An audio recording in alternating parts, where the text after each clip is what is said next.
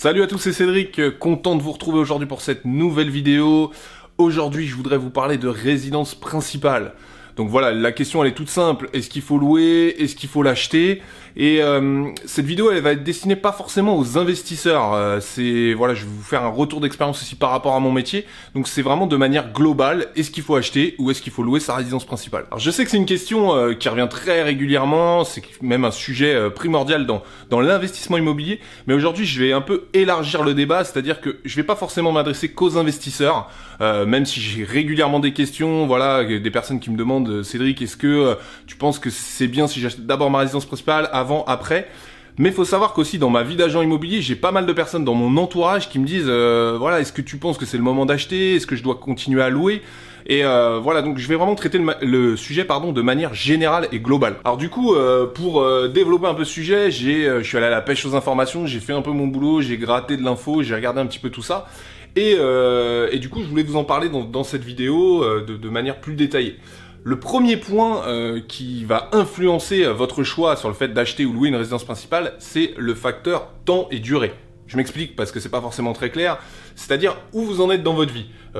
Aujourd'hui, vous avez peut-être, voilà, vous venez de finir vos études, vous commencez un premier job, donc vous allez peut-être vous installer pour 1 an, 10 ans. Vous avez peut-être des enfants, vous avez peut-être envie de bouger. Ça fait peut-être déjà 5 ou 6 ans que vous êtes au même endroit et ça commence à vous saouler, vous voulez partir. Et ça, c'est le premier point qui est très très important pour prendre votre décision par rapport à l'achat ou la location de votre résidence principale. Alors pourquoi cette durée, c'est quelque chose de primordial dans votre choix? Et pour y répondre, je vais prendre vraiment un cas concret, ça va être beaucoup plus clair. On va prendre un profil type, voilà, d'un jeune homme qu'on va appeler, je sais pas, David. Et David, il vient de finir ses études, il a signé son premier job, il a un CDI, il gagne plutôt correctement sa vie, la période d'essai a été franchie, donc voilà, il est finançable par sa banque pour pouvoir acheter quelque chose.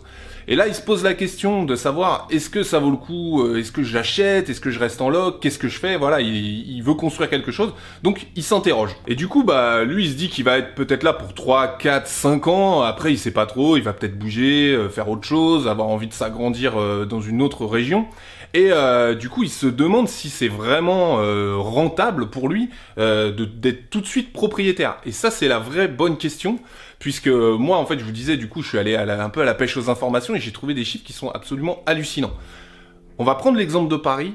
Paris, il faut savoir que l'achat de sa résidence principale est rentable par rapport à la location uniquement à partir de la 9e année. Alors pourquoi il y a une différence énorme comme ça? Ça s'explique tout simplement par les différentes taxes liées à un achat immobilier et évidemment au prix de l'immobilier à Paris.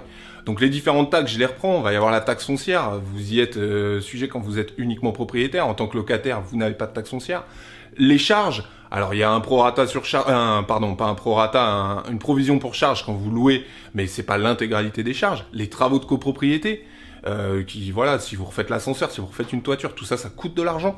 Évidemment, les frais d'acquisition qui sont assez importants à l'achat. Et tout ça, vous y êtes pas sujet quand vous êtes en location, puisque c'est uniquement quand vous êtes propriétaire. Donc tous ces éléments-là, vous pouvez les exclure en étant simple locataire. Et le deuxième point, c'est évidemment le prix de l'immobilier. À Paris, le prix des appartements est très cher, le prix des loyers aussi.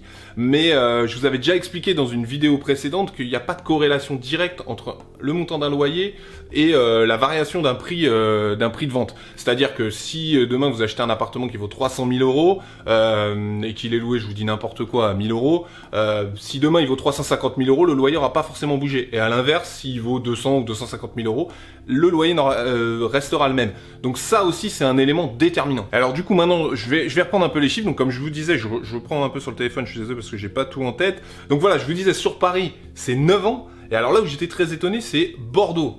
Du coup, il y a 3 villes qui dominent un petit peu ce classement. C'est Paris, Bordeaux et Lyon. Et Bordeaux, faut savoir que c'est la même durée que Paris. Alors vous en avez forcément entendu parler. Moi, je suis pas un grand spécialiste du marché bordelais. S'il y en a qui connaissent bien, n'hésitez pas dans les commentaires à me donner votre avis. Mais on a tous entendu que voilà, c'est un marché qui est en plein boom avec le TGV, avec pas mal de choses. Et faut savoir que au niveau pour rentabiliser un bien, il faut également 9 ans comme à Paris. Donc c'est assez énorme. Lyon, c'est un tout petit peu moins, mais ça reste quand même une durée assez importante puisqu'on est à peu près à 7 ans et demi. Donc voilà, c'est quand même des choses qui sont assez intéressantes. À l'inverse, évidemment, il y a des villes où c'est plus intéressant de devenir propriétaire que de rester locataire. Qu'est-ce que j'ai noté? Excusez-moi. Orléans, par exemple, c'est 2 ans, Limoges 1 an, Lille 1 an et demi. Donc par rapport à ces chiffres, vous aurez bien évidemment compris que la durée est primordiale. Si vous voulez rester 1, 2, 10 ans, ça va influencer votre choix. Si vous êtes encore une fois à Paris et que vous restez 3 ans, continuez à louer. C'est important. Par contre, sur des villes type Orléans, encore une fois, je reprends l'exemple que je vous donnais tout à l'heure, si vous y êtes pour 5 ou 6 ans, il faut réfléchir. Ça, encore une fois, c'est de manière globale pour toute personne qui souhaite acheter, investisseur ou non. On parle d'investissement immobilier sur cette chaîne, du coup, je vais faire quand même le parallèle par rapport à l'investissement. Sur les villes où il est plus intéressant de devenir propriétaire, je vous laisse faire votre choix. Par contre, on revient au problème standard, c'est-à-dire que si vous achetez tout de suite votre résidence principale, ça va bouffer un peu votre endettement, donc vous serez moins libre, voire complètement bloqué pour investir. Donc, moi, je suis pas contre acheter sa résidence principale, mais je pense qu'il faut investir avant et acheter votre résidence principale un petit peu plus tard. Pour les personnes qui sont comme moi à Paris, on va Lyon ou Bordeaux, pour reprendre les exemples que je donnais tout à l'heure, ça me paraît très compliqué de tout de suite se jeter sur sa résidence principale. Moi, je sais qu'à titre personnel, sur 5 ans, je suis incapable de vous dire où je serai dans 5 ans, donc je pense que je suis pas le seul dans ce cas. Et à partir de là, moi, j'ai un raisonnement tout bête, c'est-à-dire que si j'utilise pas mon endettement, je suis finançable par une banque, mais j'achète pas ma résidence principale parce que jusqu'à 9 ans, je suis encore gagnant à être locataire, bah faites quelque chose de votre endettement et investissez dans ces cas-là, faites de l'investissement locatif, je vous encourage à le faire. Donc voilà pour cette vidéo, un peu ce que je voulais vous dire. N'hésitez pas dans les commentaires, donnez-moi votre avis, si vous avez des questions, voilà, pour débattre un petit peu autour de tout ça, je trouve ça assez intéressant. Écoutez, pensez toujours à vous abonner à ma chaîne, n'oubliez pas la petite cloche. À partir de mercredi, je repars en investissement. Je vous avais dit que je retournais sur le terrain.